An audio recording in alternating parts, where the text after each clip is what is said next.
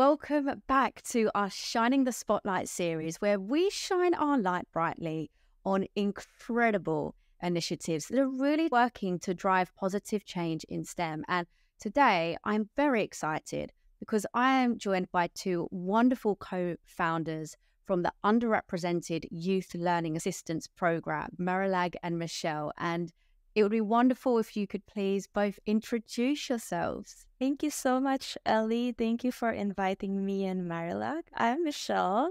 I'm currently based in Denmark and been here for 7 years. I'm one of the co-founders of ulap.org. We actually registered the nonprofit in 2020, so it's in the midst of pandemic. We give scholarship opportunities to underrepresented youths and also the people who would like to change their careers and go to STEM, but didn't really have the means to. And I'm very glad to be joining you here, Ellie. And of course, Marilag is here with me. Hello, thanks everyone. I'm so excited to do this show, and good to meet you, Ellie, as well. And nice to catch you, Michelle, now that you're always traveling. So my name is Marilag Svennevig, and I am a Filipina living in Denmark for many, many years already, but I travel back and forth to my hometown because we have actually an office in the Philippines. So I'm also a tech entrepreneur. I'm part of a company that builds solutions in cloud. So my day job is very focused on cloud and innovation and app modernization. So I'm also very active within the cloud community, both in the Nordics and in the Philippines. And with all the things that I try to squeeze into the busy schedule, I think my heart really belongs to ULAP because of what we're trying to do, what we're trying to achieve, and primarily because the people who are part of this community. Wonderful introductions. It's great to get a snippet into who you are. What led you to get to this point of launching the nonprofit during COVID, which was a time of uncertainty, quite scary. Nobody really knew what was going on. I guess the story really began over coffee with Michelle. I actually met Michelle at a customer a couple of years ago, and we just recognized each other, maybe because we look a little bit like each other, to be honest.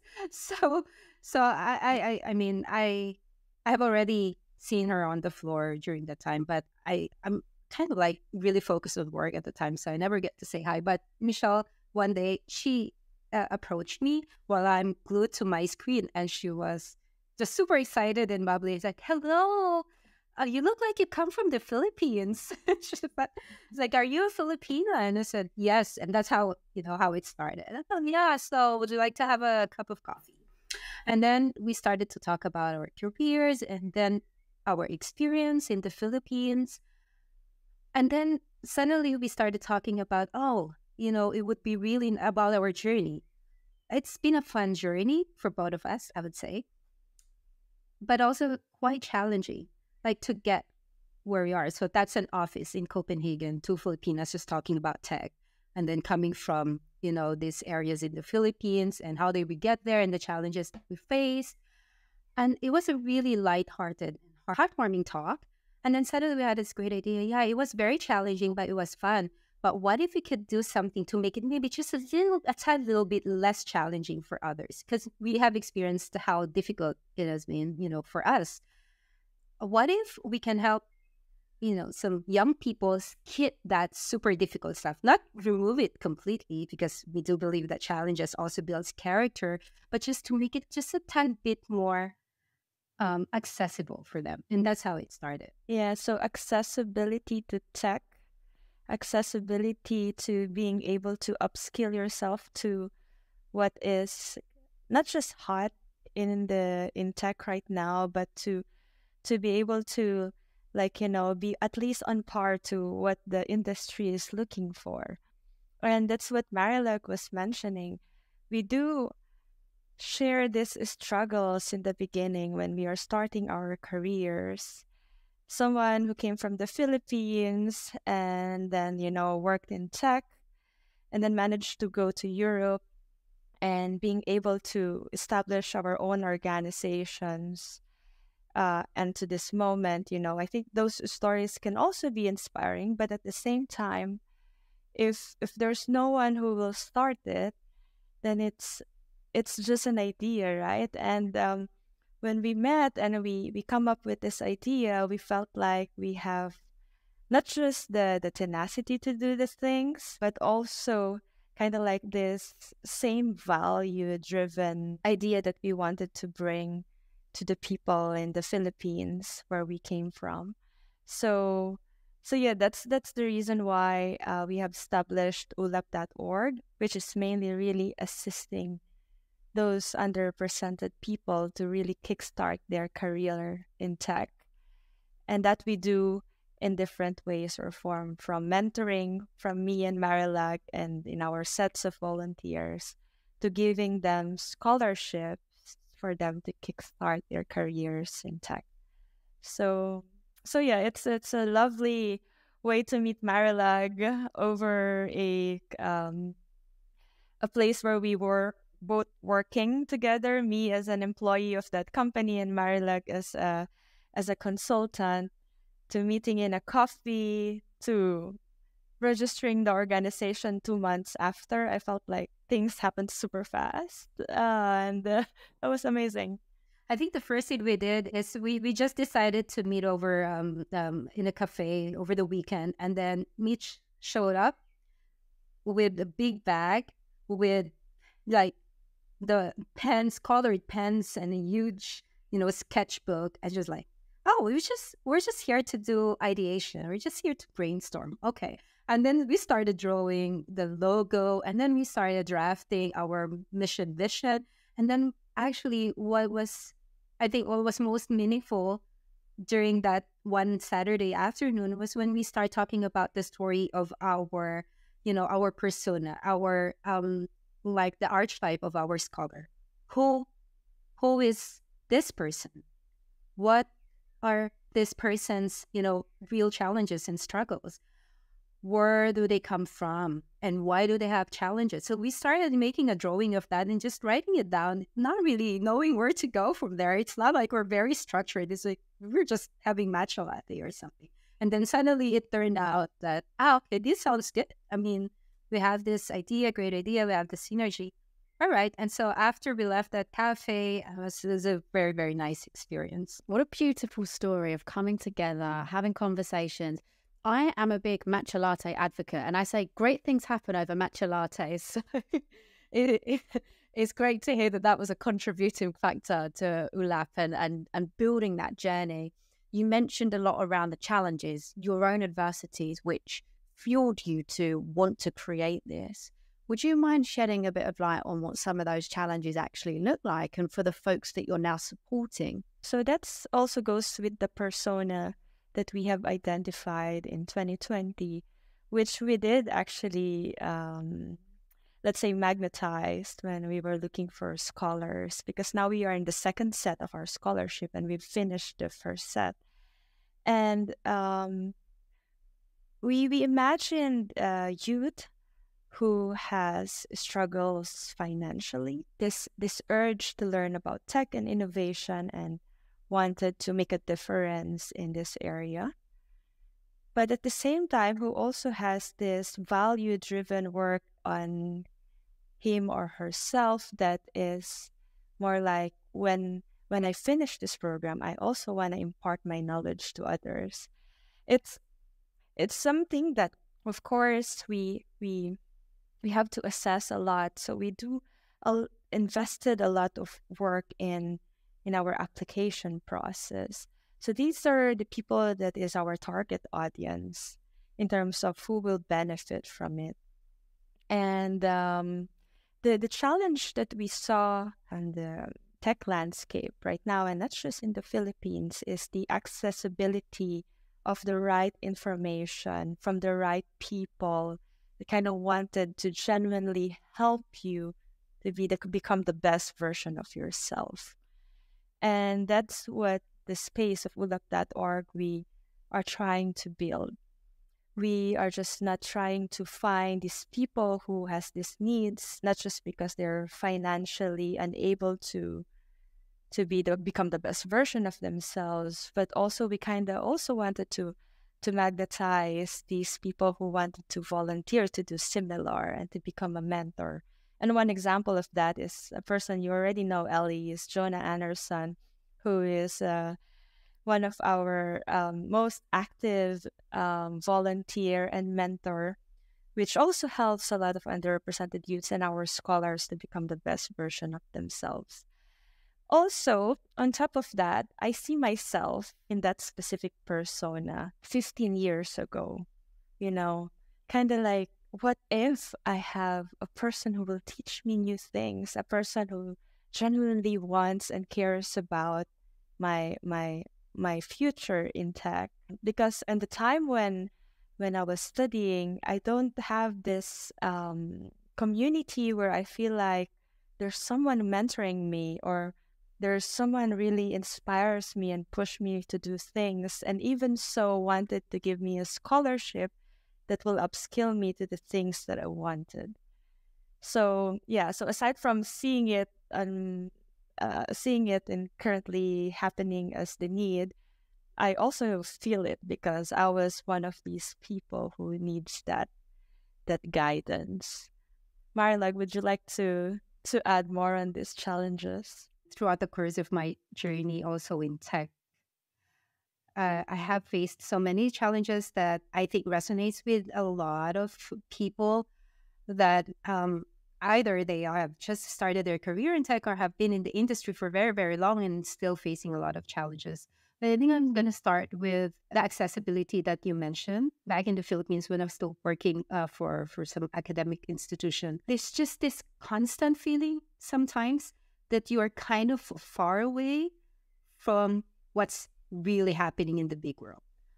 And I don't know if there's a right way to put it, but every day when I just remember, years ago, okay, maybe there was no AI. Yes, there was Google. Google just started, so maybe the search results were okay. I'm just revealing my age now, but the research results is probably not that good. But you have this feeling that something is going on in one part of the world. You kind of have a glimpse on it that there's a big innovation going, a boom in tech, and you want to be a part of it, but then there's a wall, like you can't reach it. You just know that there's happening somewhere, maybe the US and Europe, maybe also in some other parts of Asia, somewhere in the world. But I'm here sitting in a small room and with a small table, and I can't get to it. And I feel like I'm just every day, I'm getting more and more behind from this boom in tech. And what am I going to do if this is an exponential, disadvantage? So if there are, they're growing and growing every day, that means every day I'm also getting more behind. And after a year, and then after 5 years in tech, then where would I be? And I'm saying but I feel like this speaks for so many other people in certain parts of the world. And it's still that was 20 years ago, but then I'm still seeing this thing with AI, with the innovation, for example, right now. So it's there, but is it accessible for everyone? And the people who can't really get access to it, they don't have the resources to even build up a sandbox. They don't have access to data. They don't have access to the tools. They don't have access to the education, to learning materials, and not even to a computer and a proper internet connection, right? So in 1 week, they're already a week behind from that other part of the world. And I feel like there's something that can be done about that, to just close the gap, to close that margin. And it's not for one person to solve, and it's not for one organization to solve. And I can't put my, right words, but we have to do something. That's how it felt. So with ULAP, that's the only way I know that we can help. And there's many, many other ways. And then the other thing was that is also the observance, like about the gap between, especially in the region where I'm from, the gap between the students, the young people who enroll in tech, and then the number of the enrollees, and then the number of graduates. Like very few make it to the end. And then those who actually graduate from STEM, what kind of jobs do they get after? Is it still within STEM? Or they end up in a job that's not related, or because they can't get in the industry because they didn't have experience or something else? Or, yeah, maybe they are disadvantaged in terms of, like you said, access financially or geographically. They live in some more remote areas in the region and can't get a proper job in the city or something like that. And so the gap is getting wider and wider from the time this young person say, oh, I want to be in tech. How many actually goes through the funnel and make their way? So if it's a funnel, why don't we make it a cylinder? So everyone wants to start, to have the equal opportunity to get to a level where, okay, now we're in the same playing field.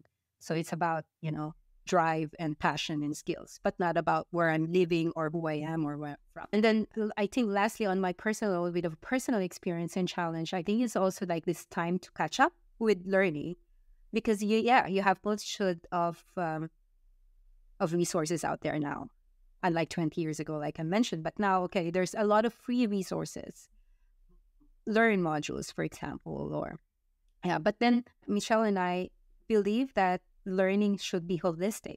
It's not, you can't just be given a set of modules and then read it and expect that, okay, we're going to get out of this.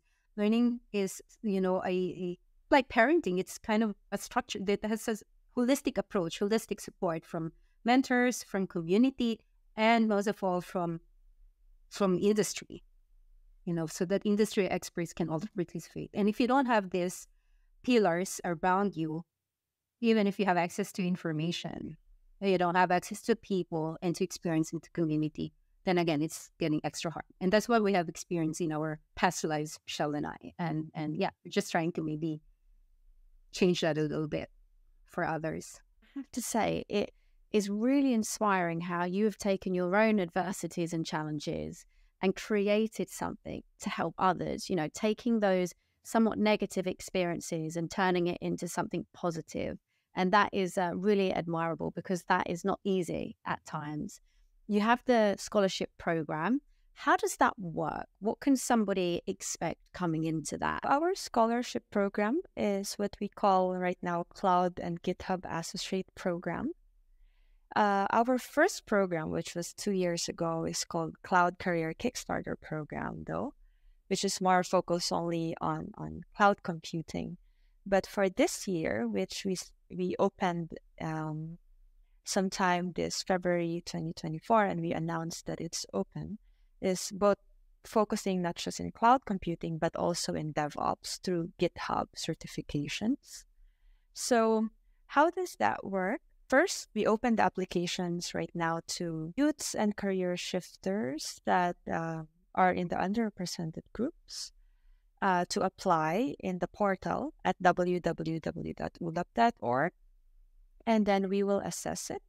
The application closes on June 15th.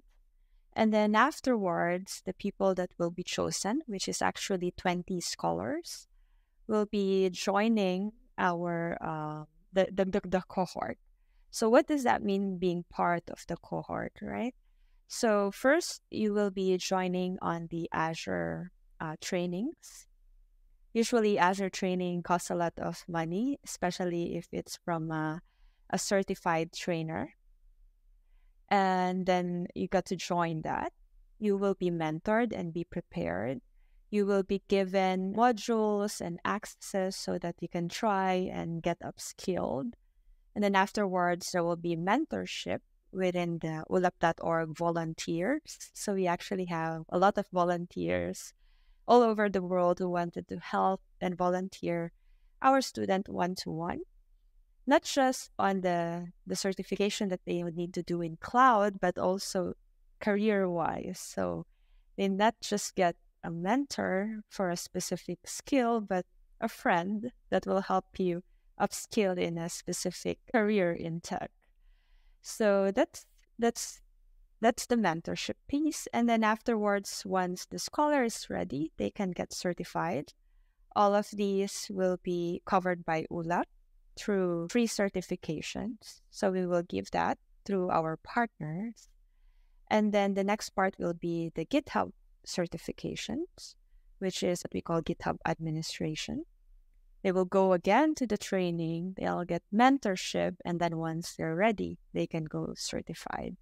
But in the middle of that journey is all these events that we also organize, all these meetups, both virtual and in person, and at the same time, really guiding them on their career journey.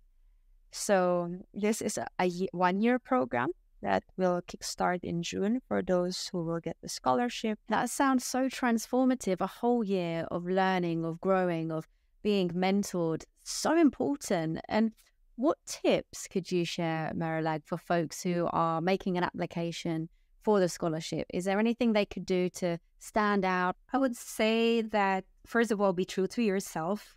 And it always shows in applications, because we do have a part there where you tell your story. And yeah, just take a little bit of time to really think about what do you want to get for yourself. Like, picture yourself after maybe 2-3 years, and where would you be? And would this program help you get there? And why would you want to be there? So it's also a motivation. The next one is why. Not just about why do you want to get the training, obviously, because we all want to become a better professional. But once you get there, let's, like, this, system of whys, right? So after it about why, ask yourself another why, and then another why. And on the 5th why, then you probably get to the bottom of things, and write a little bit about that, because that is really your pure self. What's underneath the 5 layers of why. I think that would be very interesting to hear. And, just writing your own story, no matter what happens with the application, I think it's really important for each of us to kind of like spend some time to do this and see, okay, like a reality check, what would I really want this? And then first is the why. And then I think it's also important to maybe mention something a little bit for who, not just for yourself, because we also kind of really appreciate that. That sense of giving it forward, because we have a little bit of a theme, a thread at ULAP, where we believe in, like, the only way to make communities like this and levers like this sustainable is to just keep it rolling. And obviously, we're ordinary people. We're ordinary people, all of our volunteers, our partners, each living our busy lives, and every small contribution help. Even if it's 1 hour every month, it doesn't matter. But then in your application, I think it would be nice to think about for who are you doing this, or not just for the community, but also something else outside of yourself. I think that's also very inspiring to see. I think Marilag, to add there, we saw some trend where our previous scholar from the cohort 1 would like to mentor the cohort 2 now that they got the job, also been through to the program. I think in that way or form, when we were trying to understand how we will structure this and how we would like the scholars to be still part of the community, and then them volunteering and they wanted to become a mentor as well. It's just for us in a validation that, yeah, we're doing this right. These people also wanted to impart what they've learned to other people and the new scholars that are coming in. I think that's the best feeling for us when we see that. It's like a full circle moment that they have come through the scholarship and then they go on and want to help others as well. And mentorship plays such a huge part for what you do. Jonah Anderson, of course, we know Jonah very well, is one volunteer. But I'm also curious, when it comes to volunteers, how are mentors selected and matched with scholars as well? How do you typically go about that? When we actually made a press release about ulap.org sometime in early 2021, it did catch a lot of media in the Philippines, which we're very lucky of. And then we were surprised with the amount of people that were signing up in our form at www.ulap.org if you wanted to become a mentor or volunteer, and saying Hi, ulap.org. Very happy to bump with this news or saw this social media post. It's about your nonprofit organization who wanted to help underrepresented youths. It's really in alignment with my values as a person. I'm also a Filipino working outside the Philippines. I've always wanted to help. I'm in IT, but there's no way for me to help in my own ways or form. I'm kind of finding or trying to figure out a specific place where can be the way to do that, and seeing your organization in alignment to my skills, which is in tech, but at the same time having the values of sharing. I resonate to that and I wanted to volunteer. And to be honest, we are not really the organization who has this lots of requirements and things to tick before you become part of the organization. What's important for us is that how genuine is it for you to actually be in alignment to the values that we have. And I think we're lucky enough to attract those people just because maybe we've just told our story, we make blogs about it, we tell our mission and vision, and we tend to attract the same people who is also busy in their own lives but has this time to volunteer and do same thing. And turns out that even us, without putting a lot of this list of requirements to who will become a mentor of, it's just like, do you want to volunteer? Sign up here, Turns out that we will see a lot of very competent professionals in IT in different parts, whether it's a specific programming language, in cloud computing, for example, or even someone that is working in the soft skills or soft side of tech. We are welcome different types of people with different skills.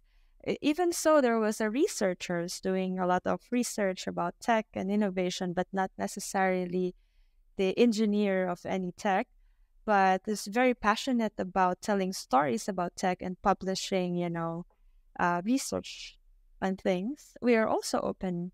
So it just turns out that these people we attract are the people that we needed. Thanks for mentioning that, Mija. We actually have this law of attraction, but on the other side, we also, what we did, which I think also helped, is that every time someone approaches us, we schedule a quick meet and greet.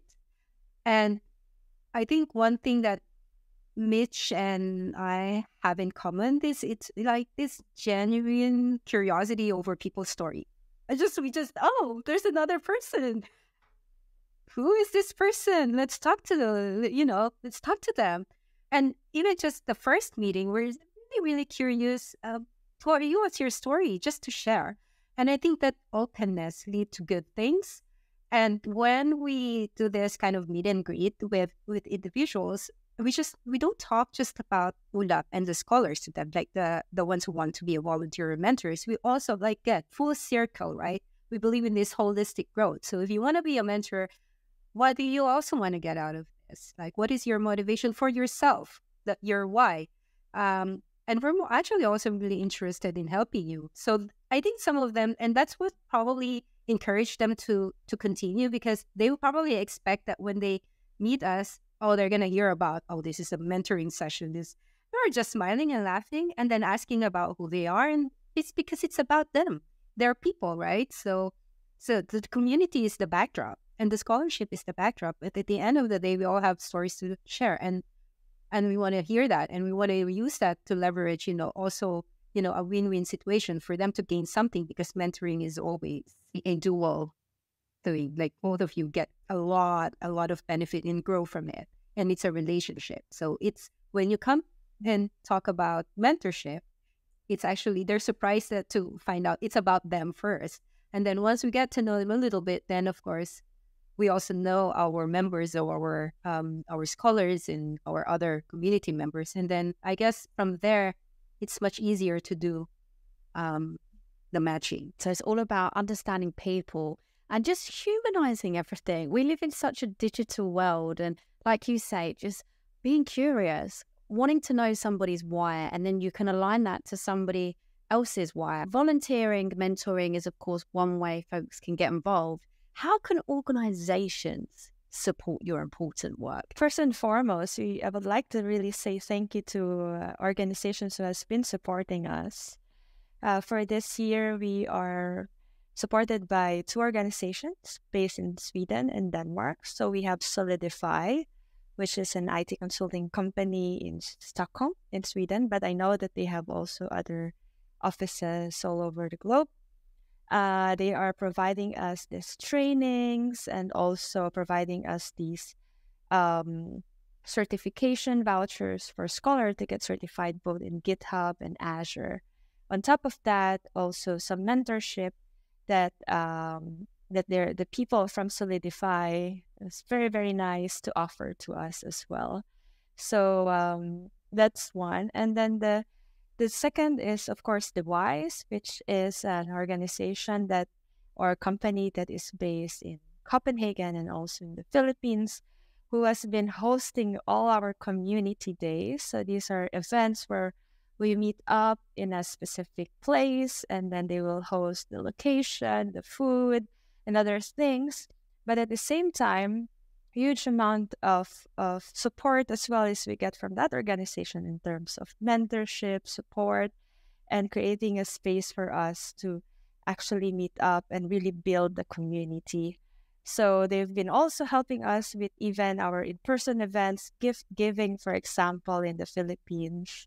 So we have different types of programs. And as you mentioned, how organizations can support us, and it will be similar to what the WISE and Solidify did. So if you have any programs that you think people should learn from, an innovation or training and certifications, and you're willing to give trainings, volunteering, mentorship, but at the same time free certifications for people to have a validation of their learning, please do reach out to us.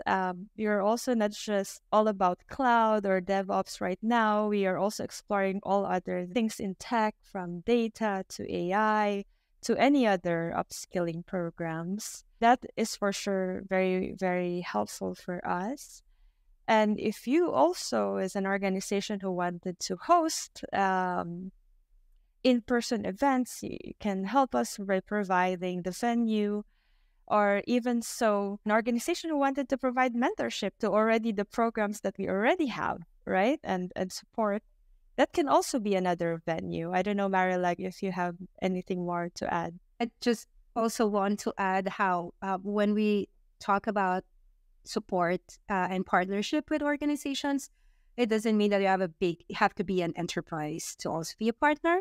And again, going back to this, wanting to form a hub or an ecosystem of everything that makes tech move, right? So it's not just the enterprises or the businesses, but then there's also nonprofit organizations, and then there's also like tech communities. And we have a lot of tech community partners as well, both in the Nordics and in the Philippines. And we're putting up ourselves like mini tech communities as well in the Nordics, like in Copenhagen and in Sweden. And what we would think we get out of this one, and what do the people who join these communities also get from Ula? Fun, camaraderie, support, and awareness, amplifying our advocacy. So it doesn't have to be a big thing. Being together helps a lot, because then we promote each other. If you have an event, we can also put that in our channel in the same way, and amplify the messages that we want to send out there. So if you're also a small organization, tech community that resonates with what we're trying to do, we would also love to hear from you. Exactly. So I can give an example of that. We've been partnered with AWS user group, some Google user group, Philippine Tech Community user group, and they've been very helpful. We also have a partner which gave us an access to their education portal, which our scholars can also get a free access to that portal. That is also nice. We also have other nonprofit organizations who are also providing scholarship, and our scholarship becomes a complementary, so like the Zonta Club of Makati. They provide scholarship and mentorship to women. And we said, let's level it up by us giving also slot for Zonta scholars to be upskilling in tech. So that's another one. So there are so many ways and form. If you also is that like if you're in a university who wanted to become part of this scholarship program, you see that your department would like to be part of our Azure training, for example, you can also contact us and say, "Hi, we're interested to this. How would we become part of it? How can we join? As this university, I would like to upskill not just my students but even the professors." So we also do that, and we also have that type of partnerships. So Marilag is right that we do different types of partnerships based on what makes it interesting for you and how we can help, and then how you can help us as well. It's all about that sense of unity, bringing everybody together. It sounds like a ULAP, you want to bring everybody into this. And another way that folks can support, of course, is by spreading the word, sharing your mission, sharing what you're doing, sharing this interview even, and just getting that visibility out there. And I feel really grateful to have had the chance today to learn more about what you're doing, your why as well, and the founding story. And it is incredibly inspiring. And I'd love to finish by asking you both, what change do you want to see in the industry? When I was looking at this and trying to ponder upon, I felt like, wow, this is a hard question because, we at ulap.org, we always believe that we do small things with big love, We did acknowledge that we cannot really fully change the whole industry and the way it thinks and the way it operates and where innovation take us. But what we wanted to see in the industry is a more compassionate community that is genuinely caring about the people that works in tech, because that these people that works in tech would like to create innovations that is for humans, that is for good. And I really wanted to see more of these communities like us that imparts the same values. And that's the reason why when we were working on the message of what our organization is and what will it take us to be successful, we just didn't created messaging that is pure technical in terms of the usage of tools to achieve a sustainable innovation, but also community-driven, wherein we talk about how we sustain our society through technology, but also sustaining ourselves and the community we belong in. And I think that for us is what we are leaning towards and what we believe in. The industry is so big, it's just so hard to change everything. But if there are a lot of communities like us who do small things with great love, with values that we believe is helpful to others, that would be really amazing. One thing that maybe I would like to highlight when you mentioned self-sustaining, that's actually one of our core messages for this year, or core theme, if you would say so. So in ULAP, we have these 3 values, which is motivate, prepare, and guide. So on the side of motivate, kind of trying to really dig deeper into what motivate means. And for this year, we wanted to focus on this side of motivation by giving you a sense of dignity, because you are confident that you are self-sufficient, that you can do this. And it doesn't matter whether you come from, this side of the planet or that side of the planet. Maybe you would feel sometimes that you are more left behind and disadvantaged, but that you don't lose this feeling of, of dignity, or that you have to always depend on others, because first and foremost, you have to learn to depend on yourself. So if there's one thing that kind of would be nice to, to change in this industry, apart from all the many, many things, I think this bringing this sense of, the sense of dignity. When dignity, I think tech can be harsh sometimes. And I'm speaking from, I think from my heart, it can be, because it's very fast paced, right? And dignity is a very loaded word. But I think listeners would sort of understand what that means. Sometimes a feeling of losing that self-confidence, whether because you feel left behind from what's going on with the industry, or that losing that little bit self-confidence that you can do this because maybe you have a bad experience in terms of diversity or inclusion. It can be anything. But let's bring that back. Let's bring this sense of dignity in us, not just in tech, but wherever, tech is a part of. It's been so great to speak with you both and to shine the light on the wonderful things that you're doing. And thank you both so much. Thank you so much. Thank you.